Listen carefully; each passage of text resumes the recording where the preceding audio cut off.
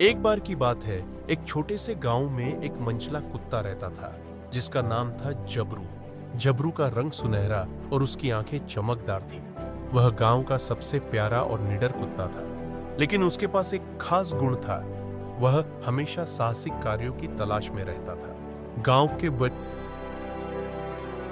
गांव के बच्चे उसे बहुत पसंद करते थे और उसके साथ खेलना चाहते थे। एक दिन गांव में एक अजीब सी बात हुई। गांव के बाहर एक पुरानी गुफा दिखाई दी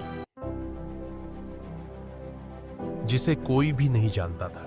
बच्चों ने जब झबरू से कहा, मैसो गुफा में चलते हैं, पाबी, लेकिन गांव के बड़े बुजुर्गों ने चेतावनी दी, वहां मत जाओ, गुफा में भूत प्रेत हैं।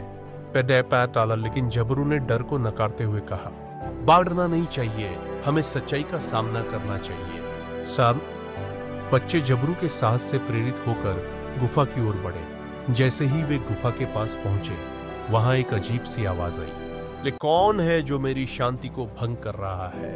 फिलहाल गुफा से एक विशाल छाया बाहर निकली।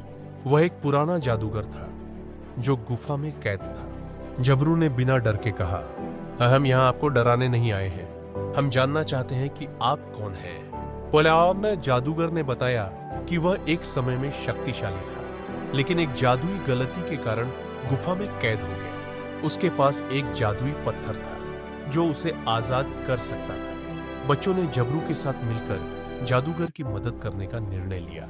उन्होंने गुफा के भीतर जाकर पत्थर की खोज शुरू की। रास्ते में कई चुनौतियां आईं, लेकिन झबरू ने अपने साहस और बुद्धिमानी से सभी बाधाओं को पार किया।